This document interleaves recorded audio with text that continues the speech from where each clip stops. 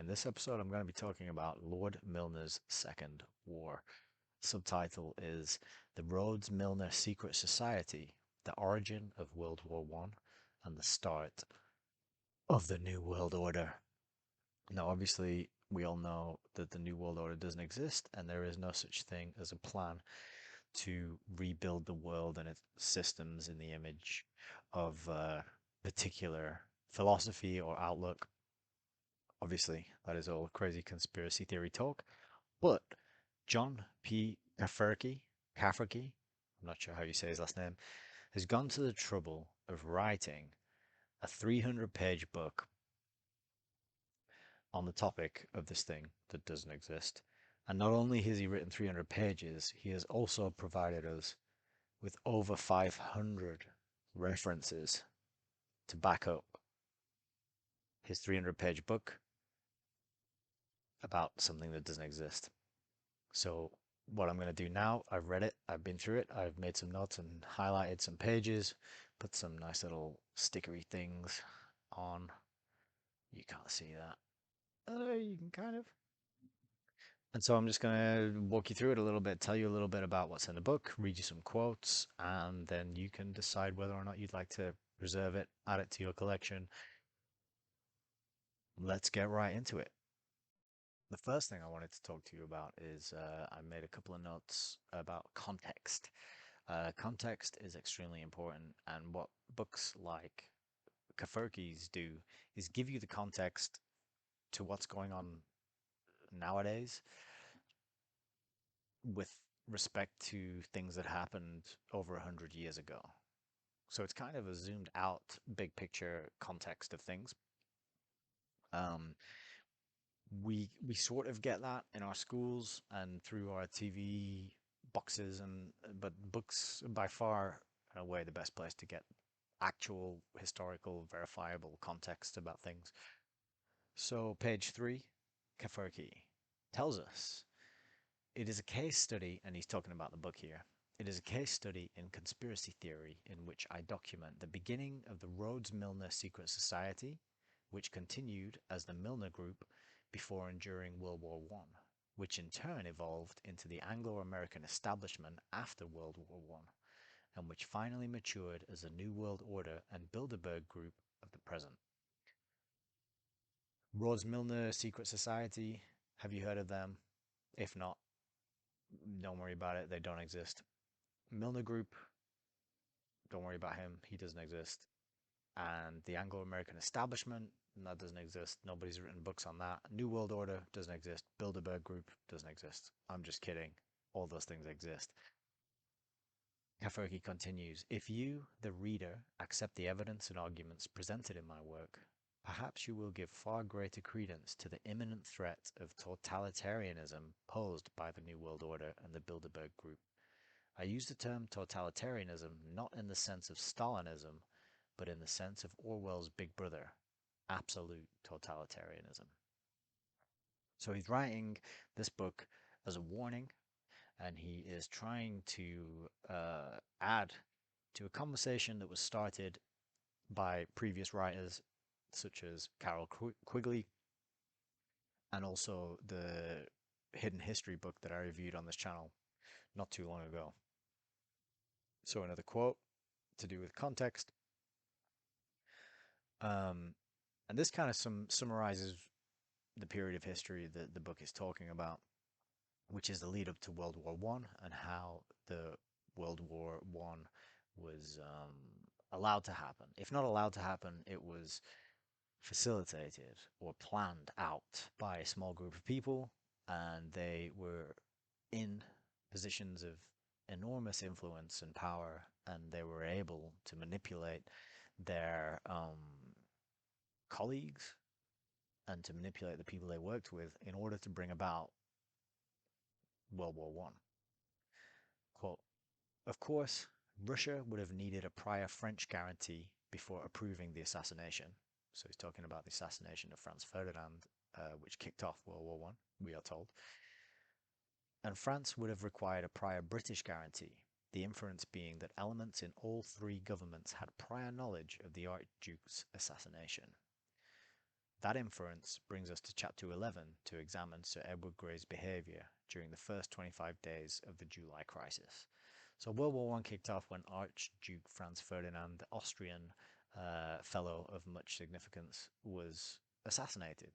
And what this book and what Cafferky is laying out is that this assassination was allowed to happen, but prior to that, there was a lot of political maneuverings and promises made, and a lot of people were told things about what would happen should an event occur which would kick off a European war. Um, so that's what he's telling us. And Russia, France, and Britain had a triple entente agreement, but it was never written down. It was never official. But as we will find out when we read the book, there were conversations in which promises were made that certain countries would back up certain other countries were such an event to occur. So another bit of background and context here. If the Rhodes-Milner group fostered the Great War, we need to search for their influence in 20th century history. That's a really good point. He's telling us why he has bothered to write this book, because this isn't in the history books. And I've got a bunch of quotes later where he comments on the state of scholarship with regards to this period, and is lacking, sorely lacking. There are characters and conversations and situations that are left out by the mainstream historians who talk about this. If the Rhodes-Milner group fostered the Great War, we need to search for their influence in 20th century history. The Milner group flourished after the Great War. They established Chatham House. They dominated the British Foreign Office. They set up the Council on Foreign Relations in New York. They have dominated the United States State and Treasury departments, and they have exercised enormous influence over the economies of the world through the private banks that control the Federal Reserve System of America. After World War II, the center of operations moved to New York and Washington, with a reduced role allotted to the British bankers. It's a troubling story, not least because the group wants ever more power, but it lacks any hint of conscience. They are determined, but determined to do what? I am convinced Americans are deluded if they think that Middle East extremism or Muslims are their enemies. There is no external threat. The enemy is within.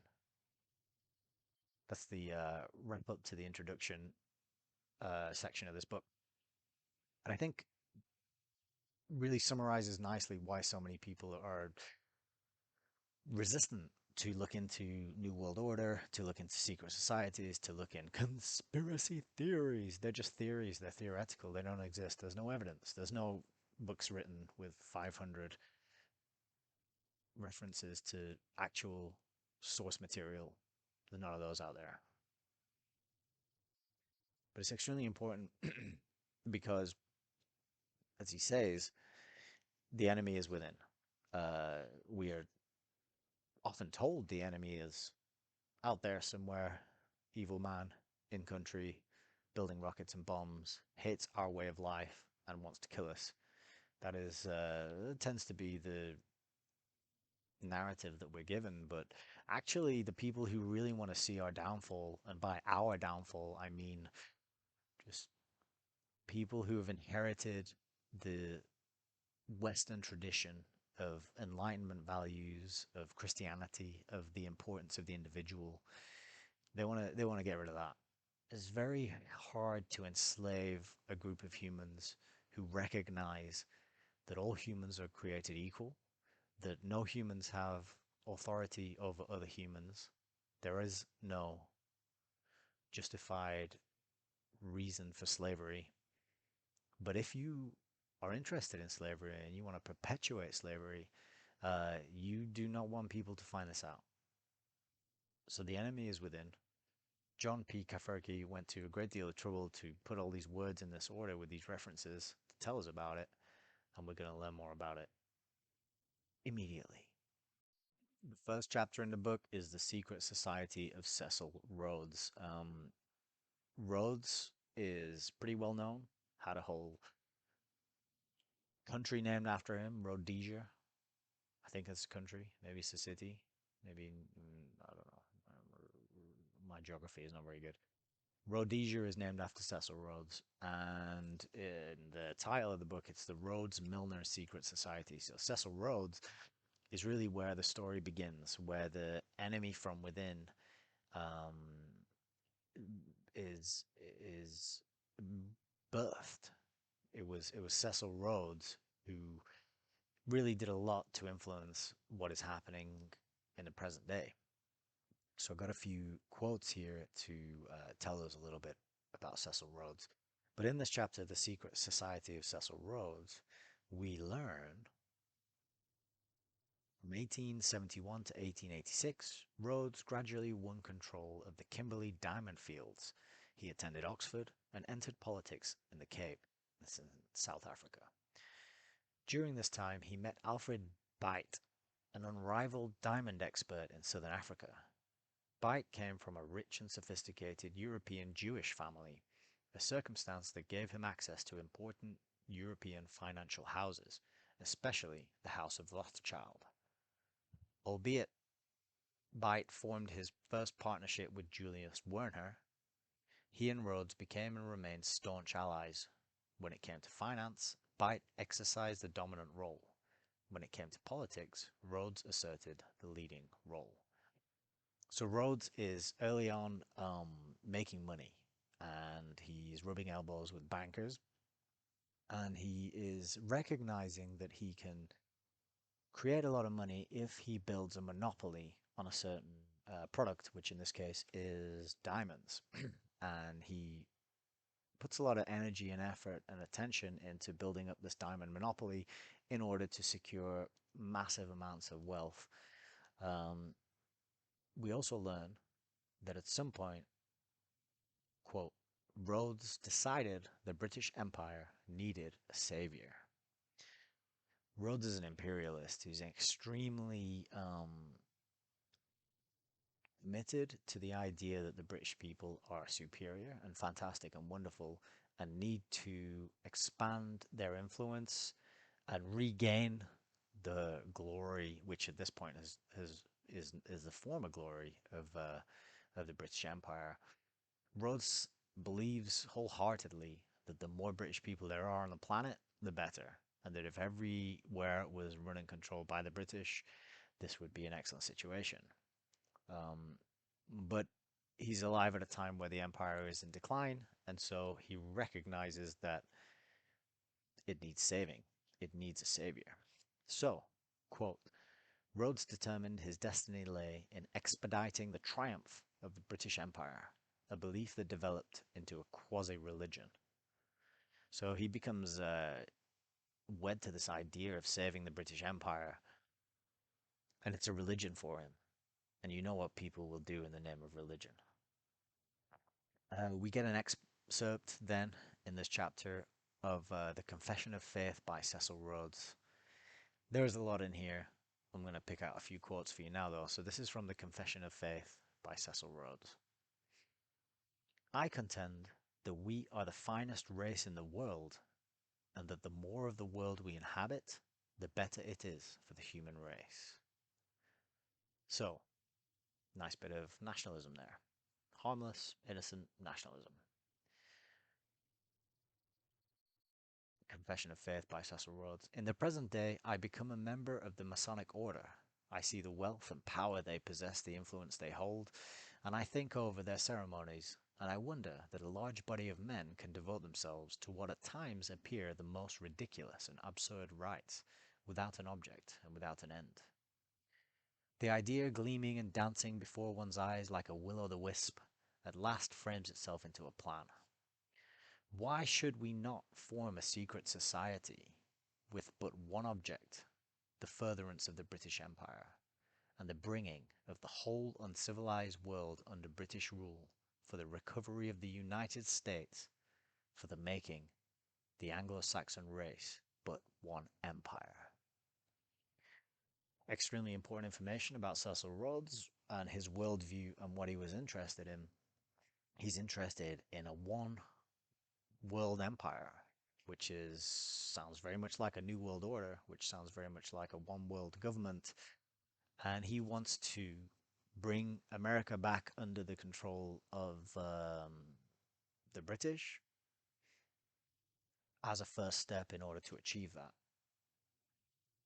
And he's like, why shouldn't there be secret societies? Why shouldn't there be things for conspiracy theorists to talk about in the future? Why not? I mean, that's a good point. What would us conspiracy theorists do with our time if there weren't actual conspiracies and secret societies to research and read and learn and teach about? He's a pretty kind guy when you put it like that. It was very nice of him. So Rhodes starts drawing people into this secret society that he is trying to build in order to spread and preserve and create a British ruled one world, new world order. And Milner, Alfred Milner, is one of the recruits, and he joins Rhodes' secret society. And as you'll know, the title of the book is Lord Milner's Second War. So a lot of this book focuses on this character of Milner and who he was and what he did. So I wanted to read a few quotes to that, um, put them on the record. So Milner shared Rhodes' belief in social Darwinism. Social Darwinism is not my area of expertise, but if I had to try and define it, it's something like survival of the fittest.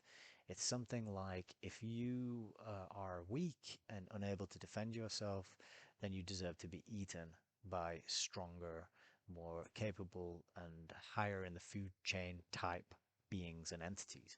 Social Darwinism is looking at natural selection as a grounded, as a foundational fact that the whole of life is things trying to eat other things, and that it is the highest, the most important, the most successful, strongest, the best adapted to fight and kill others who are more deserving of life and the ability to pass on their genes to the next generations.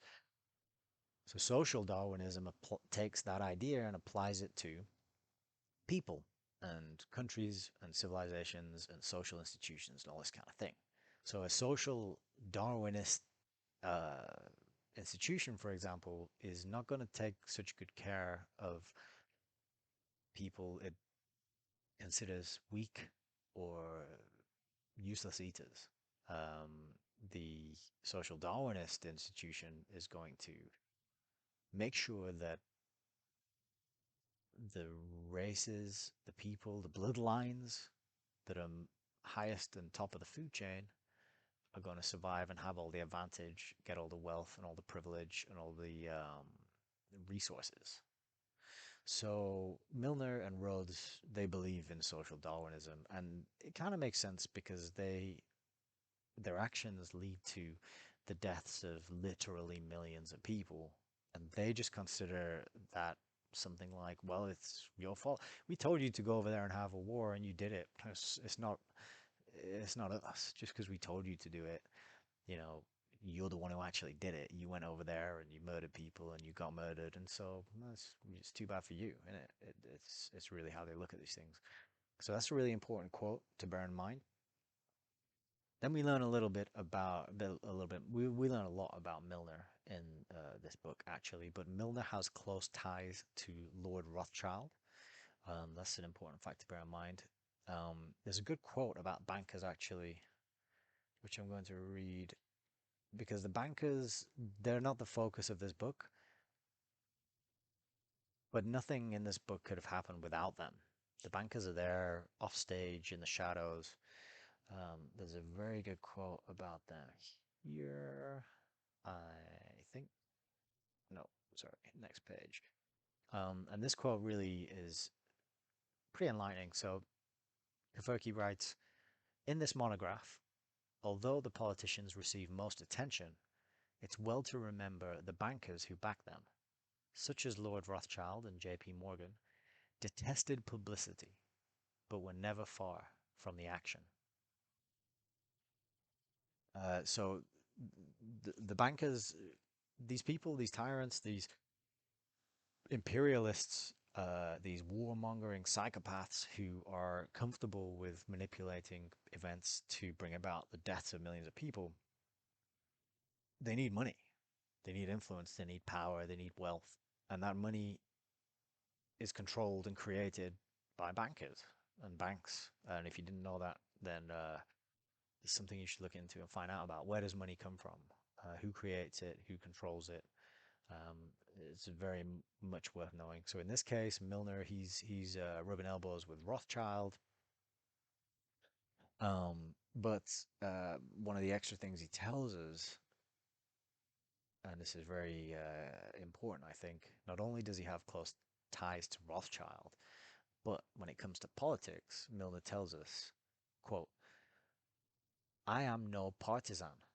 My interests do not run on the lines of party, and, if I can help, in however small a way, to carry out the objects I have at heart, I do not care two straws how the politicians are labelled who execute them.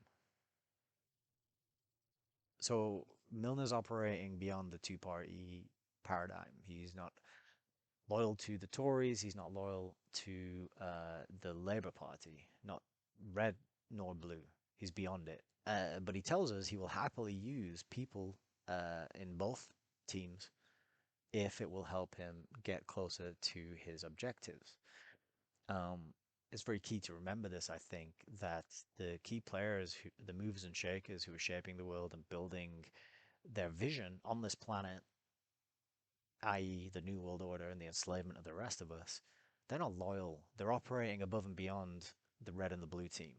The Labour and the Conservatives, the Man United and the Man City, the Coke and the Pepsi, the red and the blue. It's an illusion. It is not how the world works. And people who put all their energy and time and attention into supporting one out of those two teams are really just wasting time and energy. Milner tells you that in his own words. Then Cafferky comes in and he tells us in this piece, Milner accurately identifies the method he would use in later years. He did exercise enormous influence through a wide circle of friends and close contacts, and as we are arguing, through his secret society. Also, he worked with politicians of both parties to achieve his goals, showing he had little, if any, party loyalty. He stayed in the political background. Because of this candor, he confounds historians when he declares that he had an independent position. So by independent position, we find out that Milner, and this is a quote from a biographer of Milner called Marlowe. Marlowe tells us that his independent position, which was worth £500 a year, which back in, what is this, 1892, was something like £75,000 a year. And we don't know where it came from. We're not quite sure how he managed to secure this. Um, but maybe it's got something to do with him hanging out with Lord Rothschild. Maybe. Milner likes to start wars, and as you have gathered from the title, this being Lord Milner's second war, we get a bit of background about the first war, and this is the Boer War, Boer, in South Africa. We get a fair bit of detail about Milner's involvement in this, and this was a time where Milner, along with Lord Kitchener, I think he was the Lord, pioneered the use of concentration camps and slavery. So these guys were into that. They were packing women and children up in unbelievably harsh conditions without basic necessities, and they weren't really having much of a problem with this at all because they just saw it as, well, the fewer non-British women and children in the world, the better, because it's more room and more space for British women and children. So a couple of quotes that give us an insight into the way Milner's handling this kind of thing. Uh, Milner despised the political need to pander to public opinion. So he doesn't care what you members of the public think. He is not beholden to you. He's not elected by you, and he has no loyalty to you. He's doing his thing, he's got his vision, and he has been recruited by Rhodes, Cecil Rhodes, in order to carry out this effort to build a British one world government, new world order. Um, how do you do that? Well, you got to have friends. So we learn, Cafferky tells us, Milner returned to England in November of 1898 to mobilize his political allies for war. And this is the first war, the Boer War. He contacted all his friends, including Lord Selborne. He also met Margot Asquith, the wife of Henry Asquith, future leader of the Liberal Party. In quick succession, he met Lord Rosebery, Lord Rothschild, the Queen, Lord Salisbury, and the Prince of Wales. In addition, he courted all his old friends in the press, showing an acute awareness of the need to manipulate public opinion. So, so, so not only does he give zero care to the opinion of the public, he is actively aware that he needs to manipulate it. And this is a theme that runs throughout the book, which is how the Rhodes Milner Secret Society bought and paid for the press and used the press as a weapon and an instrument of molding and manipulating the public in order to further their agenda. I've got a bunch of quotes talking about the press coming up. But for now, we'll carry on with Milner, and we'll just jump ahead a little bit because Milner's not a person I'd ever heard of till a year or two ago, and that was surprising. But learning more about Milner, his efforts in the first war that he helped kick off, the Boer War, we learn that a South African historian states that 27,927 women and children died in the concentration camps, which is almost double the number of men killed in action.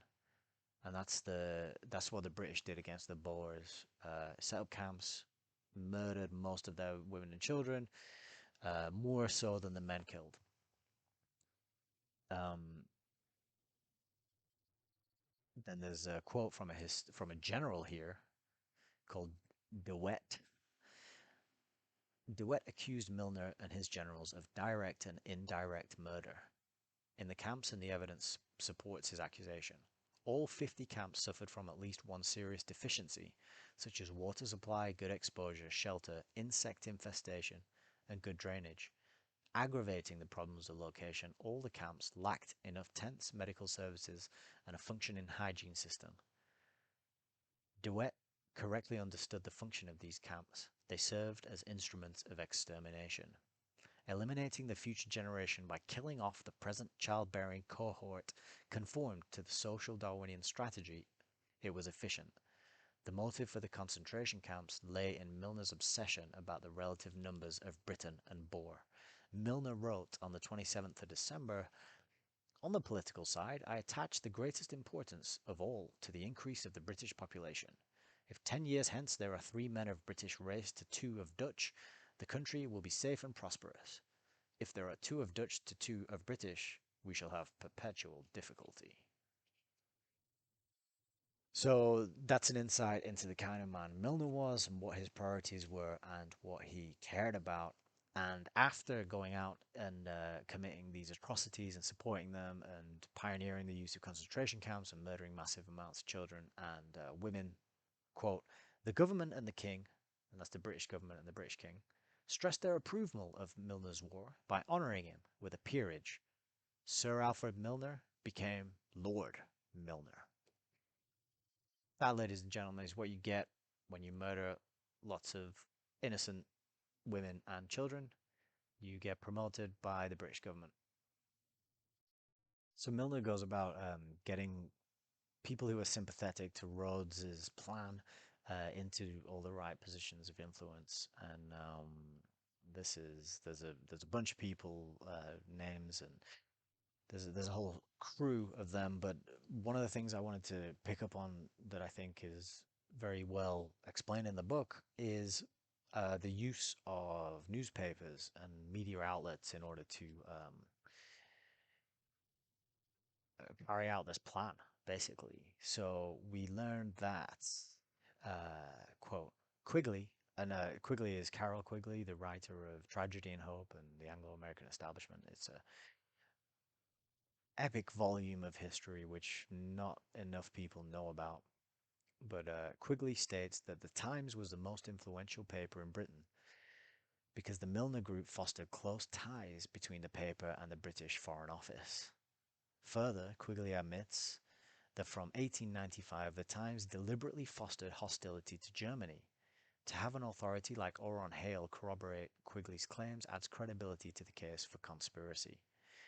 As part of the campaign to turn British public opinion against Germany, the Milner Group orchestrated and encouraged a series of national scares consisting of spy scares, invasion scares, fifth column scares, naval scares, and a campaign for national service. Through all of these scares ran the twin themes of the dangerous state of British defences and the existence of a treacherous enemy lurking just beyond the horizon. So they're drumming up this suspicion and this fear of Germany and what Germany might do. And this is a key part to how this group manages to get World War One started. And it's a key goal of theirs that Germany's doing well. They're powerful. They've got a good economy. They're a threat to British Empire and to this idea of a British one world, new world, one world government. They need to get Germany out of the picture, but there's no way to do that openly. So they realize that they need to manipulate the situation. They need to make offers with France and Russia to make sure that there's agreements between three nations to all stick together. And then they need to manipulate Germany and into starting a world war um, without knowing about this triple entente agreement between Britain, France, and Russia. And manipulation of public opinion via the newspapers was as a key way that they brought that about. Let me see if I can dig up another good quote about the papers for you here. That one I just read. Let me go to this page over here. Um, so this is about the Moroccan crisis. As the Moroccan crisis deepened, the Times leveraged its authority and credibility to persuade the British public that their statesmen had acted nobly and that German statesmen had revealed deep-seated hostility to Britain. Trusting the Times, the British public resented this German belligerence and with careful nurturing, anti-German suspicion began eating away at a century of Anglo-German goodwill. So that's 100 years of being on good terms, of peace, of trade, exchange, upended through the coordinated efforts of one publication. So it just goes to show you how easily led down the garden path the public can be when they are loyal to newspapers, or these days it could be news broadcasts, social media pages and channels and influences. Um, I think the lesson to be learned here is to be very cautious about who you believe and what you believe, and check that there is evidence to back up the claims being made. If there is no evidence, if there is not a list underneath of sources and resources that you can dive into in order to validate the content of the article or the speaker, then you shouldn't be listening to that person. If it's just hot air and rhetoric and opinion and it's emotional and it's full of passion and fury, but actually doesn't have any grounded substance in the form of verifiable links to reality, then it's probably a load of garbage and you shouldn't be listening to it. And instead, you should be reading something like John Cafferky's Lord Milner's Second War book, which is incredibly well referenced and has a lot to teach us about the way the world really works. So the crew, Milner and the group that they have, the secret society, which is bringing about Rhodes's vision, have to engage in all sorts of political chicanery and shenanigans by deceiving and misleading and leaving things out and not telling the truth. And a lot of this goes on. And there's a good example of it here, page 120. Quote, Haldane and Gray, who are both parties in the conspiracy, Haldane and Gray wasted hours of the cabinet's time discussing the non-existent problems of Indian defense. The spectacle of these two men sitting smugly at the cabinet table while their colleagues discuss non-existent Indian problems because their collusion had suppressed the real concern of a continental engagement confronts us with the unacceptable face of conspiracy. These two men chose to lead Britain to war by corrupting the spirit of democracy and the parliamentary tradition of cabinet collective responsibility. One wonders how Grey and Haldane justified their behaviour. Their loyalty to their secret society eclipsed any loyalty they had to the British parliamentary tradition, but they also must have felt contempt for their colleagues. How could any man repeatedly deceive his colleagues without their deceit corroding his entire moral compass? However lightly the scholars criticise Grey and Haldane, one cannot deny that they made a mockery of cabinet responsibility. So this occurs time and time again, and it really climaxes with Sir Edward Grey's speech during, I think, July leading up to the World War I kickoff, where he strings the cabinet along for 8 years or something, hiding from them the promises that he's made to France and to Russia. He when he's talking to other dignitaries and politicians from Germany and Austria, he's hinting at British neutrality this whole time. And so Germany and Austria, they have no idea that there's this triple entente verbal agreement for Britain, France, and Russia to work together in the case of a war. Um, so this book is just full of these instances where information was hidden, where distractions, in the case of the bit I just read there, uh, they wasted the cabinet's time by having them talk about this non-existent threat in India. It's incredibly manipulative, but it is the only way you could do it if you were a secret society and you had to work from within to make something happen. You would have to lie and deceive and manipulate, and it's not the kind of thing that I take naturally to, but there are psychopaths out there who really get on well with that kind of behavior. Hopefully, you will never meet one. So, a good quote here about how this group of conspirators managed to pull this off. In a moment of weakness, Grey had articulated the guiding principle of his foreign policy. We should have to consider what our own interests require us to do in a European crisis. Right and wrong made no difference to Grey. All that mattered was the dictates of grand strategy, or our interests, as he called them. Neither France nor Britain could precipitate war directly owing to the restraint of strong internal forces for peace. They solved the problem by pushing Russia into a highly aggressive policy in the Balkans. When Russia's Balkan adventures got her in trouble, both France and Britain intended, regardless of culpability, to join her in arms. So the problem they had to overcome, like 100 years of peace and good relationships with Germany, how do you drum up a desire to go to war? Well, you wage a propaganda campaign by filling the newspapers and the bookshelves with stories about German espionage and how they're infiltrating the country and how they're building up a massive navy. And then you also make promises.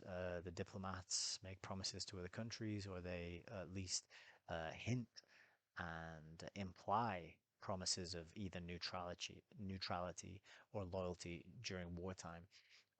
So it's basically occulting information, hiding information, and creating a differential, a power differential in that I know what promises I've made to people and what I'm going to do. And I'm going to just not tell you about those and let you carry on acting the way you are. And we'll see what happens. And this is basically what was done to Germany during this time by this group of people. Um, let's see, what else have we got? So we get a whole chapter about fabricating the Austrian menace. And this is where we learn about how the group realized that they needed Russia to get involved in a dispute or a quarrel or a disagreement um, in order for them to mobilize to take part in a war. It had to come from Russia, and once Russia was involved, France would be involved, and then Britain would be involved. That would be the triple entente, dragging the other two countries along the path with Russia. Um, but in order to make all this fly, they needed to demonize Austria. So they'd already been branding Germany as an enemy state, but then we learn, quote, Gray could at least point to a believable enemy in the case of Germany, but transforming Austria into a menace presented a different kind of challenge, not least because contemporaries could not believe in an Austria threatening anything. Most inconveniently for Gray's newfound hostility, Britain had kept friendly relations with Austria for over a century, relations that had produced enduring goodwill in both countries. Austria's ambassador, Count Mensdorff, socialized with the British upper class for 16 years without ever becoming aware of either systemic British hostility or Austria's newfound status as a menace. In fact, hostility to Austria emanated solely from the organs of the Milner Group, principally the Foreign Office and the Times. So we learned that really you only need a small group of people in the right positions and the right places of influence and power to really manipulate global events. We like to think that the masses would never allow such a thing to happen. And that can't possibly be true because it would be in all the newspapers and it would be on the news and we'd know about it. But what if those newspapers and outlets are controlled by the people who are committing the crimes? How then are you going to hear about it? And I would say you're going to hear about it in books. Just my 2 cents. So why was the assassination so important and pivotal in terms of bringing about World War One? Well, quote, the thesis that Russia sponsored the assassination carries enormous implications. In provoking a war with Austria, Russia faced certain war with Germany. Thus, the Russians needed an absolute assurance that France would join them in arms. However, France would only commit if she in turn had a guarantee from Britain. In short, Russian complicity in the murder of Franz Ferdinand implicates France and Britain in precipitating the Great War. This scenario accords with Anglo-French grand strategy, a strategy that since 1910 called for Sir Edward Grey's Triple Entente, going to war with Austria and Germany over a Russian quarrel. Thus, it fell to Izvolsky's agent in Belgrade, Hartwig, to precipitate the much-needed quarrel. It was a prearranged catastrophe. And there's some really interesting details about the actual assassination of Franz Ferdinand, the different people involved, the backgrounds of the characters and the organizations and the groups, and who they were connected to. That is also a very fascinating part of the book. But I'm kind of coming up on an hour now, so I don't want to take up too much time, but we get to sort of the climax of the book, the last few chapters. Chapter 11 is Gray's non-response. Um, so Cafferky tells us, the thesis in this work is that Sir Edward Grey and his Entente allies had premeditated war to settle their differences with the central powers of Germany and Austria. Thus, they made no effort to avert disaster. On the contrary, Grey, who represented the only great power not committed by formal military alliance, subtly lured Germany and Austria into taking extreme risks with beguiling hints of British neutrality. Anglo-American scholars struggle to explain away Grey's lack of candor, inertia, and non-response during the early phase of the crisis, and no scholar has made a convincing case for Grey's innocence. That's a theme that comes up throughout the books, actually. Cafferky is incredibly well read, and he's referring to, like I said, 500 references and lots of other books dealing with these topics and these people. One thing that he continually notices is that amongst Anglo American scholars who deal with this era and this subject, they tend to leave out or gloss over Sir Edward Grey's inexplicable behavior, which Cafferky argues can only be explained by his allegiance to the Rhodes Milner secret society and him, Grey, that is, wanting to bring about the World War. That's the only thesis that accurate that accounts for and justifies his behavior, which other scholars say is just inexplicable. Oh, he was such a moral and upstanding man, and he just forgot to mention this very important thing, which would have helped avert the Great War when he was talking to Parliament. This happens time and time again, and I think it's worth noting that Rhodes, part of his legacy was to create the Rhodes scholarships, which were and are still available to this day for bright young people to get a scholarship to study. And you have to wonder and ask the question about how does what they learn connect with Rhodes's original plan to set up a secret society, and what are they learning, and what kind of information are they being fed. But that would, at least in part, account for why Sir Edward Grey is inaccurately or inadequately portrayed by all these scholars who are writing about him. Just an interesting thing to note.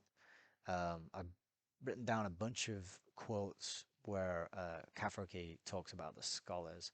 I'll just dig another one up for you now, so you know I'm not just making things up without actual evidence and information. Um, yeah, so here Cafferky is critiquing Albertini, which is another I guess scholar of Gray, historian. Quote, Albertini's remarks deserve a second reading. He states that Gray lacked political intuition, but the evidence of Gray's political career firmly contradicts that notion. Sir Edward Grey had been a first-rate British Foreign Secretary for 8 years, so his inept and dilatory handling of the July crisis was out of character. The truth of Albertini's predicament is that he cannot satisfactorily explain Sir Edward Grey's inept handling of the July crisis, so he fudged by both suggesting Grey was incompetent and was supremely honest. Both statements are historically false. Anglo-American scholars have not improved on Albertini's defense of Grey. Incompetence. All these things that are going on in the world, all these crazy policies, and all this insane spending of taxpayer money is just because the people running the show they're just incompetent. They're just silly. They're just not very smart. They're just, oh, it's just an accident. There's no plan. There's no scheme. The New World Order doesn't exist. Secret societies definitely don't exist. There's no planning and forethought and foresight behind these events. It's just incompetence. It's a good point to remember, and make sure anyone who believes or questions that conclusion, just unfriend them on Facebook and delete their name and number from your phone. Stop talking to them because they're probably not worth hanging out with. Another really important quote about Gray and what he was up to. Gray conducted two irreconcilable discussions. To France and Russia he spoke as an ally, and to Germany and Austria he spoke as an honest broker. As a result, he reassured France and Russia that Britain would join the war, and he emboldened Austria and Germany with the prospect that Britain might stay out, a lethal inconsistency that could only bring on disaster. Yeah, but he was just incompetent. He only managed to keep that job for 8 years. Nobody noticed he was incompetent, and this whole thing was just an accident. I think that's very believable and realistic. Now I'm going to put my sarcasm away, and what I want to finish this review on is epilogue. So I've given you a whistle-stop tour of some of the characters and the events and the things that are in this book. Don't believe me and take my word for it. Read the book, check out the resources, the references, get the detail. There's a lot in here, way more than I could fit into a review like this. But I did want to spend a bit of time on the epilogue, which is the New World Order. I might just read this as is, or at least read. Yeah, it's like 3.5 pages, but it's very good. Um, I'm just gonna read it, and then you can make your own mind up based on this. So this is John P. Cafferky's epilogue to Lord Milner's Second War, and this is epilogue, the New World Order. Our journey has come to an end. Yes, this is an account of the Great War's origins, but to a far greater extent, it is a case study in conspiracy theory that I hope gives skeptics pause for thought. My position is straightforward. An honest account of the Great War's origins would force a rewrite of 20th century history in the West. The unseen hand directing our affairs is not anonymous. We even have a good idea who is directing events at present. Much work remains to be done. We need to rewrite the history books by including the influence of the Milner Group in world affairs.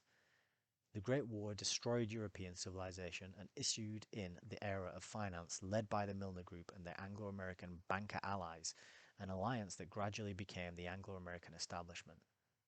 During the Great Depression, these bankers concentrated enormous wealth into their hands, while the people of the world fell into poverty. The Anglo-American establishment became the most powerful private entity in the world. However, the Anglo-American utopia still had a serious blemish because Russia and Japan lay beyond their influence and control. In a ghastly parody of the Great War, the Milner Group obsessed over Stalin's Russia, so they permitted Hitler's rise to power and later sanctioned the march on the Rhineland. They wanted Hitler's Germany to destroy Stalin's Russia. Instead, Frankenstein turned on his master, and the bloodbath of the Second World War followed, leaving 57 million dead. The establishment survived the blunders and bloodshed of World War II just as they did those of World War I, and their blunders have neither humbled the organization nor diverted it from setting up an enlightened New World Order. The organization that presently plays the role of the unseen hand is best described with the label the New World Order. Their fervor for this New World Order ideal has a quasi-religious feel to it, and they seem willing to sacrifice people and wealth to attain their goal. If the New World Order movement is religious, it is unique in its antipathy toward the family, so it is radically different from any other religion. The New World Order is uniquely earthbound for a religion. Their paradise is on Earth. They believe that they can achieve huge increases in longevity through stem cell medicine and human cloning. They may even believe that science can provide some form of earthbound immortality. Whether the science can add hugely to the human lifespan remains to be seen, but stem cell clinics in Germany and Switzerland have already extended the average life expectancy of some important people. I mention this because of all the moral and ethical problems associated with this new technology, especially when we openly speak of rationing medicine for ordinary people. Moral and ethical problems that an unscrupulous few can easily turn to their advantage. The New World Order lacks all national and territorial loyalties. They demand huge sacrifices of the British people. They demanded huge sacrifices of the British people, but once the British Empire had served its purpose, they dispensed with it just as one throws away old, worn-out shoes. British citizens, especially the better educated ones, deluded themselves when they thought the international bankers were a friendly and benign force. Post-Suez international bankers were I'm sorry. Post-Suez Crisis, the organization has operated out of the USA, and they have made the same extraordinary demands of the American people as they made of the British. As a result, the average American family's standard of living has plummeted since the 1960s. The cause for this decline rests with American foreign policy, the strategic interests of America, as defined by American policymakers in the State, Defense, and Treasury Departments, concern the interests of the American empire and have nothing in common with the interests of the American people. The British people went through a similar experience and were, ironically, emancipated when the establishment abandoned the British Empire. Outsiders do not know the grand design for the New World Order. We must confess our ignorance. In general, few people, including conspiracy theorists, know the secret decisions of the Council on Foreign Relations, the Trilateral Group, the Bilderberg Group, the Federal Reserve, Chatham House, and a host of other organs of the New World Order. However, the New World Order will continue orchestrating political, military, and economic crises to expand their power and to convince the people they need a savior. Although the New World Order has amassed awesome power, we are not powerless. For example, American citizens could focus on removing the Federal Reserve System of America. The Federal Reserve operates as the American central bank, but is a unique institution. The same bankers who started the Great War established the Federal Reserve, and it has the strangest rules of governance of any supposedly public entity. The Federal Reserve consists of a federal board of governors appointed by the federal government. Nonetheless, the Federal Reserve has no obligation to account for its balance sheet to Congress, which challenges the federal nature of the institution and raises doubts about its constitutionality. Furthermore, the Federal Reserve also consists of 12 regional Federal Reserve banks that are essentially private institutions. The reserve banks supply the members of the Federal Advisory Council. Even more bizarre, the identities of the private owners of America's central bank are not disclosed on a yearly or even on a timely basis. Thus, we have a federally appointed board of governors being advised by private bankers, with the governors responsible for public policy and the advisory council responsible for the undisclosed interests of private banks. This arrangement cannot benefit the typical American citizen because the Federal Reserve controls the world's reserve currency. It is the most powerful financial institution in the world, and the anonymous private interests that control it have enormous influence on everybody's well-being. The Federal Reserve created bubbles in the Western economies over the past 20 years. At present, the global economy is unwinding this huge bubble of debt and leverage, yet it is far from certain the economy will withstand the deleveraging shock. One fears the New World Order establishment will engineer another economic crisis so that they can provide humanity with a solution at a suitable price. One can only hope and pray American readers will tame this extraordinary institution before it does more harm. For the ordinary American, the CFR and the Federal Reserve make a mockery of America's homeland security system. The enemy is not in Afghanistan or Iran. The enemy is within. An unprecedented threat to our privacy has begun. Almost imperceptibly, smartphones and smart chips have been insinuated into everybody's life. The phones have excellent camera capabilities, and before long, iris scanning will become the mandatory method of identification. We're also rushing toward a cashless society. When cash is gone, Big Brother will have the means to monitor the typical citizen's every movement. We have trackers in our cars and in our phones. Once cash is removed, Big Brother will issue a personal communication device to each citizen, a device that will identify the owner with an iris scan, access their bank accounts and pay for all purchases, and report on the owner's location. In a cashless society, the individual will need this device just to survive. Unless we resist strongly, the cashless society will arrive shortly. George Orwell erred about Big Brother in one small detail. Big Brother will have far more control over our lives than even Orwell could have imagined. Given that Western societies have allowed the Milner Group, alias the Anglo-American establishment, alias the New World Order, to do as they please for the past 90 years, who or what will limit and restrain the organization's growing power over individual lives? In the next 10 years, individuals stand to lose their civil liberties and their personal freedom. The war on drugs and the war on terror has already eaten away much of our freedom. The rest will disappear shortly. What is most frightening of all is that individuals are voluntarily surrendering their freedom in a Faustian bargain of short-term gain for long-term pain. As I sign off, I hope my case study inspires some people to work in the conspiracy field and many more to exercise political vigilance. After all, the New World Order is awfully powerful, but they have made terrible mistakes in the past, and they will make more mistakes. So while the threat of enslavement looms, not all hope has been lost. Perhaps the people will resist.